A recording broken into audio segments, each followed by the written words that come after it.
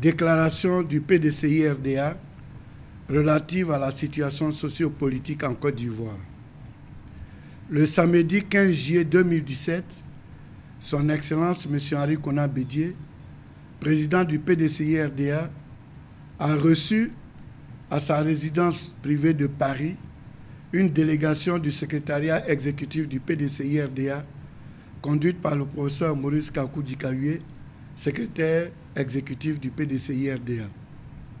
Au cours de cette rencontre, il s'est essentiellement agi de l'analyse de la situation au regard des derniers développements politiques intervenus en Côte d'Ivoire.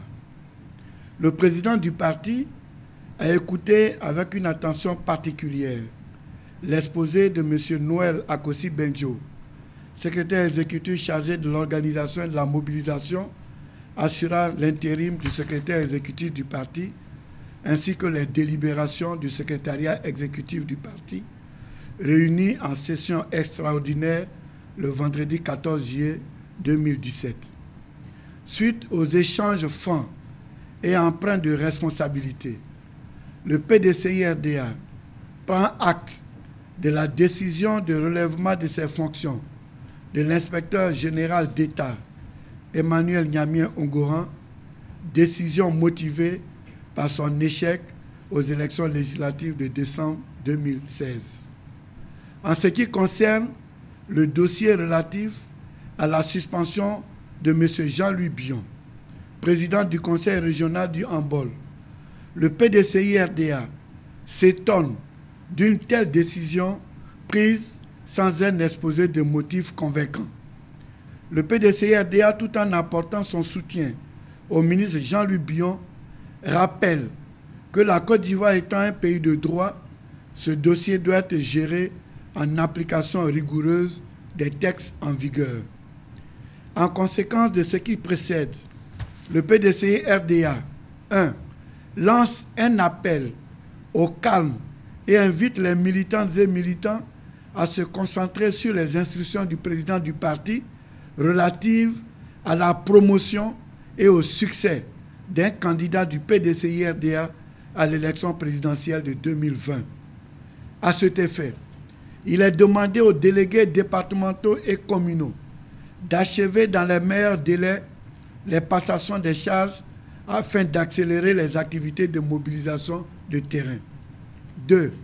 Instruit, en attendant le retour du président du parti, le secrétariat exécutif, à l'effet de procéder à la consultation des délégués départementaux et communaux, des coordonnateurs du Grand Conseil régional, des inspecteurs du parti, des membres du Conseil de discipline et de l'ordre du bélier, des élus, députés, maires, présidents de conseil régional, conseillers économiques, sociaux, environnementaux et culturels, militants du PDCI-RDA et des bureaux nationaux des UFPDCI et des JPDCI. 3. Réaffirme son appartenance au RHDP dans le strict respect de ses engagements. 4. Invite les militantes et militants à se joindre aux populations afin de réserver un accueil à la mesure de l'hospitalité légendaire de notre pays au 8e jeu de la francophonie qui s'ouvre le vendredi 21 juillet 2017. Enfin, le PDCI-RDA exhorte les militantes, militants, sympathisantes et sympathisants du parti à rester solidaires, sereins, vigilants, motivés et à l'écoute de la direction du parti. Fait à Paris le 15 juillet 2017 pour le président du PDCI-RDA, pour ordre le secrétaire exécutif du PDCI-RDA, professeur Maurice Kakou Dikaoué. Je vous remercie.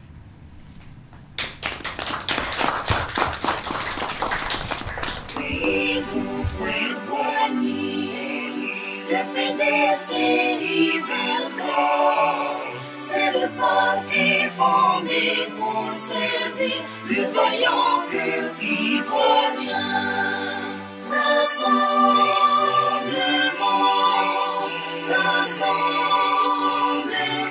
démocratique africain.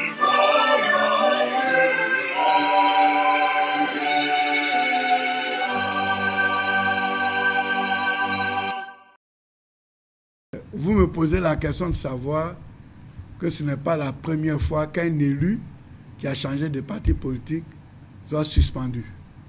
Et cela s'est déjà passé à San Pedro et à Korogo, c'est vrai. Mais aussi, il faut faire un rappel.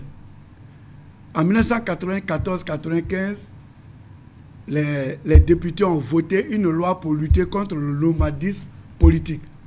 C'était à la période de la présidence du président Henri Konan Bédié.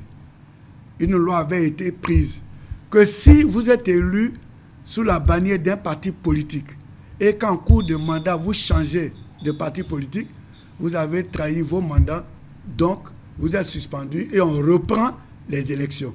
Ce qui est arrivé à Mme Gracler à San Pedro. Et dès qu'il y a eu le coup d'État, les uns et les autres se sont précipités pour dire que cette loi était liberticide, elle a été supprimée et qu'il fallait laisser la liberté aux élus et au cas que cela répondait à la démocratie et que le mandat du député n'étant pas impératif, il n'était pas lié à un parti politique. Et ces dispositions ont été supprimées. À tel enseigne qu'aujourd'hui, n'importe quel élu peut changer de parti politique sans être sanctionné par les lois en vigueur actuellement. C'est la raison pour laquelle dire que le ministre Jean-Louis Bion a quitté le RDR, élu sur la bannière du RDR pour venir au PDCI, c'est pour cela qu'on le sanctionne, c'est un faux problème. Ça ne repose sur aucun texte. Ensuite, l'article 73 qui a été cité, c'est dans le cas des mesures disciplinaires si l'élu a fait une faute grave ou lourde. Or, pour l'instant, le ministre Jean-Louis Bion n'a fait aucune faute lourde sur le plan professionnel. Voilà. Donc, cet argument ne tient pas la route. Deuxièmement, on nous dit, bon, le fait que Jean-Louis Bion quitte le RDR, aille dans le PDCI-RDA, est-ce que ça ne met pas en mal la cohésion au sein du RHDP? Je dis, mais Dieu merci, si Jean-Louis Bion avait quitté le RDR pour aller au FPI ou bien ailleurs, encore, mais il est venu au PDCI. On dit, on est RHDP, on lutte pour aller en parti unifié.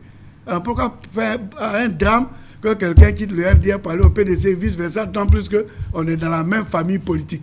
Et puis, ce n'est pas la première fois.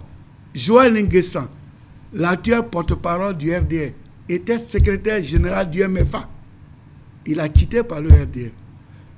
Legré Philippe était secrétaire général du MFA. Il a quitté le MFA pour aller au RDR. Madame Poiti était présidente des femmes du MFA. Elle a quitté le MFA pour aller au RDR. Zakpa Kobena, délégué départemental du PDCI à Divo, qui n'a pas été choisi par le parti pour le conseil régional, a été choisi, malgré sa qualité de délégué, par le RDR pour en faire un président de conseil, et ça n'a pas mis en mal la cohésion au sein du RHDP. Donc, ce n'est pas parce qu'un militant a quitté une partie du RHDP qu'il va ailleurs et que ça peut créer des problèmes. On a déjà vécu cela. Bion n'est même pas secrétaire. On a des secrétaires de partis qui ont changé et ça n'a rien fait sur la cohésion. Donc, c'est un faux problème. C'est un faux débat. Je vous remercie.